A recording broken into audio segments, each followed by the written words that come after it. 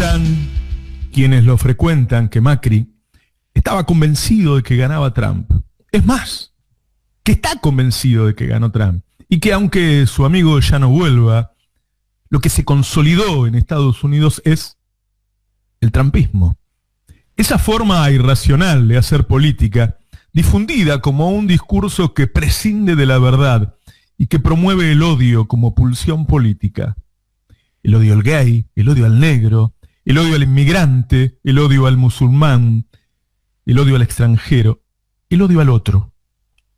También Macri sigue de cerca el devenir brasileño, en donde los partidarios de Bolsonaro salieron segundos en elecciones municipales, pero detrás de la ultraderecha, que salió primera.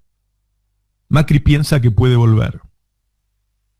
Por eso se compró una importante participación accionaria en el diario La Nación. Sin disimulos, se lo dijo personalmente a Jonathan Viale.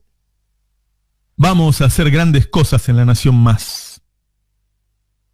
Viale, Feynman, Majul, Leuco descargarán sus discursos de odio cada noche desde el 1 de marzo. El compromiso del grupo es que esas editoriales se transcribirán en el home de La Nación al otro día. Macri se compró un medio, uno de los más grandes del país, para volver. ¿Para qué otra cosa lo haría? Su compañía de ruta es Patricia Bullrich. Él piensa que Larreta es un jugador menor, un empleado, un tibio sin instinto asesino, piensa Macri, que se va a correr ni bien él le ladre un poco o le recuerde que tiene algunas cosas de él que recabó haciendo espionaje. También Clarín comenzó a alejarse de Larreta de a poquito y de acercarse a Macri. Por alguna razón la derecha piensa que no hay espacio para los débiles en esta Argentina pauperizada de hoy. Cualquier otro presidente que hubiera tenido la performance de Macri no podría ni vivir en el país. Pero el periodismo se la hace fácil. Va blanqueándolo a él y a su equipo, que hoy opinan del gobierno como si fueran analistas noruegos recién llegados. Cuenta con una jugadora importante, Pato Bullrich. Ella le habla de mano dura a un pueblo empobrecido, a hombres y mujeres a los que si le roban el celular, ya no lo renuevan. Pero si le roban 5.000 pesos, entonces no comen. Esa gente desesperada no quiere justicia, quiere venganza. El discurso del dúo es la seguridad, el odio al supuesto vago, al planero, al inmigrante que te quita el trabajo, y la condena a los chorros K. Ellos tienen un plan, venden una esperanza, tienen identidad.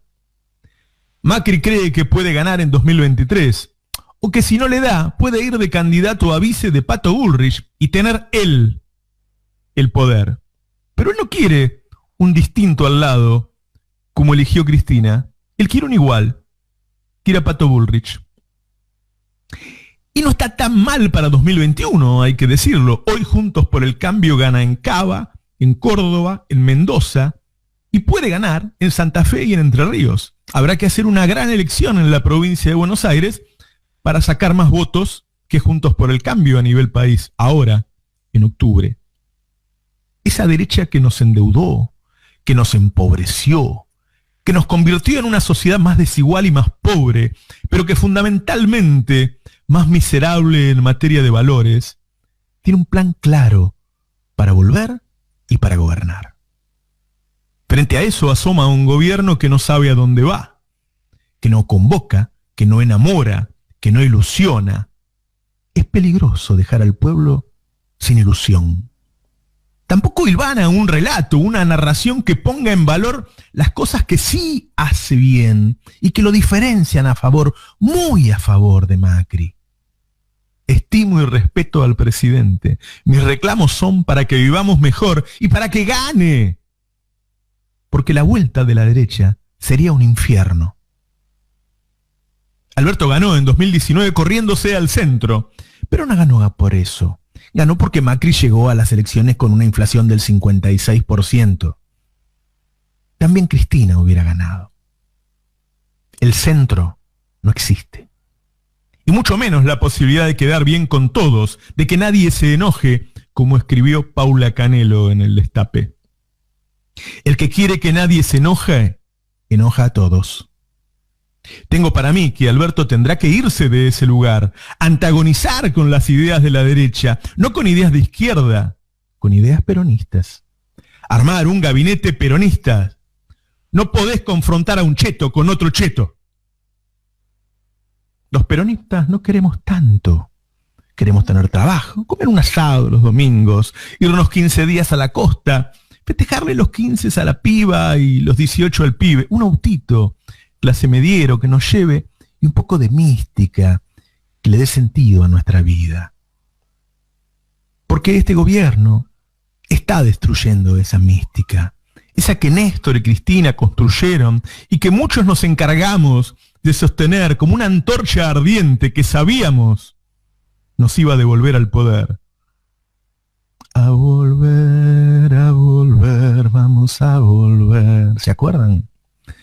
Necesitábamos un presidente peronista, Alberto, un jefe que nos convoque, nos ilusione, nos emocione y nos dé laburo. Si no lo hace, caerá todo el peronismo, porque todos necesitan que a Alberto le vaya bien. Y si no va bien, incluso en esa difícil elección que sería, seguramente no será él el mejor candidato en 2023. A Macri, a Bullrich, entonces, habrá que ponerle enfrente al equipo titular. Si de un lado están Macri y Bullrich, en el orden que sea, del otro lado tendrán que estar Cristina y Axel o Máximo, en el orden que sea. Porque no se puede combatir al enemigo con un ejército neutral.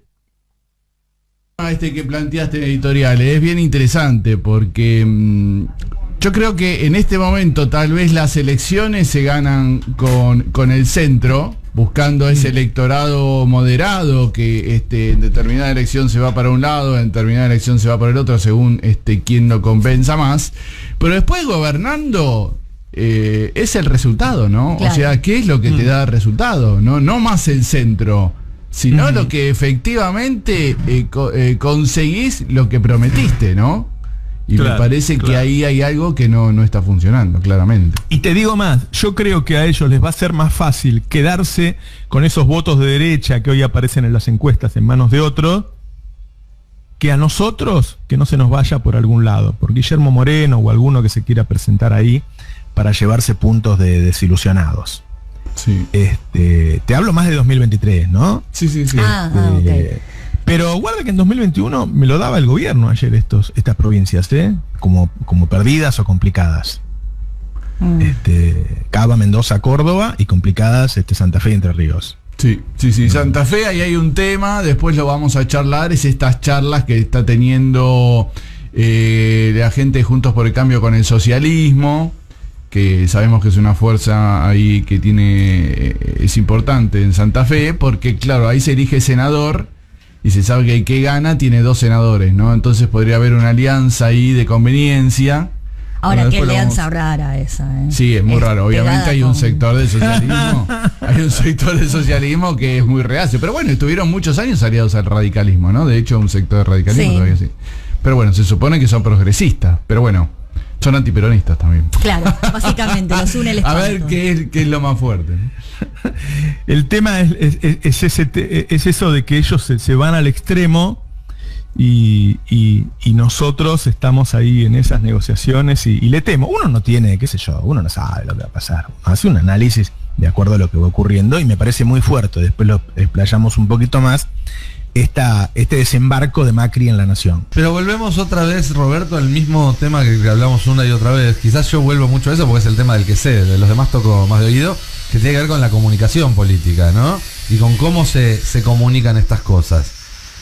Teniendo este contexto y esta situación real y estos límites reales con los que cuenta el gobierno por la pandemia, por la herencia macrista y demás, hay distintas maneras de plantarse ante la población para decírselo, y creo que eso también está fallando un poco con que hoy en día, como decíamos antes, no hay nadie que le explique a la población qué es lo que está pasando y qué es lo que puede esperar hacia futuro, sobre todo, ¿sí? Dar algún tipo de certeza, dar algún tipo de cambiarle un poco la ficha en la cabeza a la gente que viene de muchos años de mucho sufrimiento.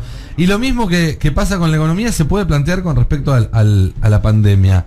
Yo lo comentaba en la nota que publiqué ayer en el Destape, que más allá de que el 2021 en un montón de aspectos va a seguir siendo un año que vamos a convivir con la pandemia, y más allá de que en algunos aspectos va a ser hasta más difícil por el cansancio acumulado, por los problemas económicos acumulados y demás, hoy en día lo que se tiene, y es algo que el gobierno argentino debería usar, es una certeza. Entonces, si el mensaje hasta ahora es hay que cuidarse, aunque sea muy doloroso y aunque sean muchos sacrificios, porque de lo contrario todo va a ser peor, y no había plazos y no había nada que ofrecer a cambio, más que la promesa de que las cosas no empeoren, hoy en día el gobierno puede plantarse y decir, miren, estamos empezando a vacunar, estamos planeando llegar a casi toda la población durante este año, tenemos un horizonte, el sacrificio ahora tiene un sentido, si hacemos las cosas bien, si nos cuidamos, si invertimos el dinero que hace falta para sostener a las familias y a las empresas que no están llegando, y si mantenemos la distancia, usamos barbijo, nos lavamos las manos y nos vamos vacunando, vamos a poder recibir a la primavera abrazando a nuestros seres queridos. Ya cambiar eso, en vez de decir quédate en casa para que no sea todo peor, a decirles quédate en casa. Necesita convocar, necesita ilusionar. Exactamente, necesita poner una zanahoria. Los gobiernos son eso. Sí. Los gobiernos son eso. Alberto, que da 1000 reportajes, lamentablemente la mayoría de los reportajes son preguntándole quién manda, si la vacuna rusa es una porquería, ¿entendés? Son reportajes que no lo dejan explayarse en lo que él nos debería decir. Claramente es una de las personas con, yo te diría, mayor facilidad de expresión del país, sin ninguna duda. Sin ninguna duda, es un tipo que tiene una enorme capacidad para transmitir este mensaje, pero vive atosigado por reportajes horribles que hablan sobre los inventos que tienen los medios y que después quieren ponerlo a discurrir al presidente sobre esos inventos, ¿no? Pero estoy totalmente de acuerdo con vos y te digo más de un ministro me ha dicho lo que vos me dijiste recién. Hay que empezar a mostrarle a la gente. Este gobierno necesita, primero, algo que pienso yo, necesita una narración que hilvane las buenas cosas que hizo. Sí. Porque si no, no se ponen en valor, ¿no? A mí me lo ha dicho el presidente mismo, no, la gente se va a dar cuenta igual. Y yo discrepo con él. Porque como nos va tan mal, es difícil valorar las cosas que se pueden haber hecho porque bien. Además, pero hay un montón de cosas para destacar. Por eso, pero bueno, cuando uno plantea, pero no están hilvanadas en una narración que defina un gobierno. Claro. Sí. Cuando uno habla de narración o de relato, a veces del otro lado, digamos, el que lo está escuchando pone cara de, bueno, como si hubiera que vender algo que no es. Y la verdad es que particularmente, además, en pandemia, hay que explicar algo que es. Es muy épico lo que ocurrió. Sí. Lo que está ocurriendo con la vacunación, cuando otros países todavía ni cerraron acuerdos por vacunas, países de la región. Verdaderamente fue muy importante. Yo recuerdo en particular, además, lo que fue la renegociación de la deuda, porque seguí el minuto a minuto, porque hablé con Martín Guzmán, con todo el equipo. Lo que hizo Argentina fue muy importante. Y lo que va a ocurrir con el Fondo Monetario Internacional, hay que ver los márgenes. Pareciera una negociación muy difícil, realmente. También va a ser importante, porque siempre Argentina está dando ejemplo para otros países emergentes, que son de ingresos medios, que no necesariamente son pobres o de ingresos bajos, y terminamos plantándonos. Y en el medio de una pandemia, en el medio de la mayor crisis de los últimos 100 años. Sí. Y ese relato épico, yo recuerdo a los 2 días del cierre de la renegociación, ya estábamos hablando de otra cosa. Esa era la semana de la reestructuración de la deuda y ya estábamos hablando de otra cosa. Al día siguiente, por poco. Te digo más, creo que pasó prácticamente en la misma semana que se firmó lo de AstraZeneca. Nos convertíamos en un país que fabricaba vacunas y habíamos arreglado la deuda. Pero ahí el discurso estábamos otra vez a la defensiva. Sí, ahí el discurso negativista de los medios es muy distorsivo, y creo que eso que vos decías de Alberto, que termina contestando cosas que ni siquiera deberían estar en la agenda, hace que los propios miembros del gobierno, del gabinete, se terminen creyendo por momentos que esa es la agenda. Entonces no puede triunfar ante eso la narrativa hilvanada que vos decías de lo positivo. No sé si alguna vez les pasó en terapia, la comparación que voy a hacer, que cuando uno está en el peor momento y está viendo todo negro, el psicoanalista empieza a destacarte todos tus logros y a decirte un montón de cosas, y vos pensás, che, pucha, ojalá mi vida fuera como me la cuenta este tipo, o esta mina. Y es así, lo que pasa es que vos en ese momento no estás viendo todas esas cosas, estás viendo todas las que te salieron mal, en vez de todas las que hiciste bien, y todos hacemos cosas bien y cosas mal, y lo mismo un gobierno, y este gobierno, como decía Juli recién, en medio de una pandemia, ha hecho un montón de cosas bien, y nos estamos perdiendo de poder contagiar ese entusiasmo y ese orgullo por las cosas que se están haciendo bien, sobre todo en términos de salud. Obviamente que en contexto económico es muy difícil, recibimos un contexto durísimo y a los 3 meses la pandemia. Entonces es muy complicado, pero hay muchas cosas buenas para destacar, y en vez de eso nos termina ganando ese discurso que quieren instalar, esa agenda que quieren instalar, y esa sensación a la gente de que todo está mal. Obvio que si te cortaron la luz tuviste que tirar lo poco que habías podido comprar, que tenías en la heladera, y no tenés agua para bañarte porque tampoco tenés agua. Hoy estar de buen humor y ver lo positivo que es que estás más cerca de vacunarte es difícil, pero eso está, y lo tenemos que comunicar nosotros, pero también lo tiene que comunicar el gobierno.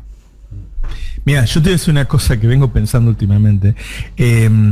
Esto que ellos llaman núcleo duro, que la verdad que es algo muy especial y que seguramente se va a estudiar durante muchos años, porque en Argentina no lograron destruir la imagen de Cristina en casi el 40% de la población. Cuando Cristina se presenta en 2017, saca 37, 38%, y de los 48 puntos que sacó Alberto, no sé, pero qué sé yo, la misma cantidad, ponerle 37, 38, eran de Cristina. Sí. Cuando a Lula, por ejemplo, lo bajaron del 83% al 27%, ¿no? Es decir, hubo algo acá, una mística que se mantuvo en ese vamos a volver, que cantábamos, qué sé yo, una mística que construyeron Néstor y Cristina, y que algunos supimos sostener la antorcha prendida, pero es muy difícil sostenerla ahora. ¿Sí? Esa maravilla política que conseguimos en estas circunstancias de frustración, de desilusión, de decepción, se va fragmentando. ¿Sí? Yo la veo, la palpo, esa desilusión. Entonces, tenés que hacer todo lo mejor que puedas, y además lo que hagas tenés que tratar de narrarlo y de darle un sentido, no sé si épica es la mejor palabra, qué sé yo, como todos le buscamos el sentido a la vida, ¿viste? A la política. Claro. Darle un sentido y punto, digamos. Sí. El punto es ese, que haya una dirección, que la gente sepa hacia dónde va este gobierno. Sí, es que es eso, porque es un sentido que te estimule a seguir adelante. Es que lo que pasa cuando hay estas contramarchas de las que hablábamos y estas cuestiones es que se termina perdiendo no para nosotros quizás que estamos sobreinformados y demás, sino para la gente que pasa gran parte de su día laburando y pensando en cómo va a ser para llegar a fin de mes y demás, que no termina de entender cuál es el sentido que tiene este gobierno, hacia dónde va. No se termina de entender si este es un gobierno que va en la misma dirección del que iban los gobiernos del kirchnerismo entre 2003 y 2015, o es un gobierno que busca una dirección propia a partir de ese punto de origen, o es un gobierno que, como algunos sostienen, yo no lo creo, traicionó ese punto de origen para retroceder. Digo, no está claro cuál es la dirección del vector que está teniendo este gobierno. Y ese es un problemón. Porque ese es un problemón para sus funcionarios, ese es un problemón para los militantes, ese es un problemón para la gente que apoya a este gobierno desde su lugar sin tener una participación activa, porque no podés proyectarlo. Porque además este es un gobierno y un proyecto político que ganó dándole un sentido al fin del macrismo en términos políticos, con un horizonte en campaña, que en otros países no pasó. Digo, lo que pasó con Bolsonaro fue una derechización de una porción de la población que descreyó también de la posibilidad de que la política pudiera seguir transformando. Entonces, también una preocupación que a uno le aparece, que yo creo que este año la vamos a despejar, en eso soy optimista, es que no logremos seguir conteniendo a todos esos sectores que siguen creyendo que la política transforma, y que empiecen estas miradas por izquierda, por derecha, para intentar seguir discutiendo con Macri, o incluso revalorizar o resignificar el macrismo, como recién escuchábamos más temprano a Suárez Lastra diciendo la de siempre: 2 años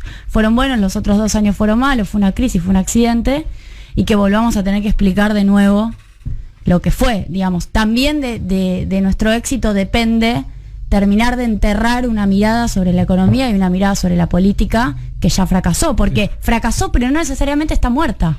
para que haya un nunca más al neoliberalismo en la Argentina, su alternativa tiene que, por un lado, tener éxito, pero por otro lado, ser claramente diferente. No puede haber grises en ese sentido. Así es. Bueno, vamos cerrando, que son las 10:20.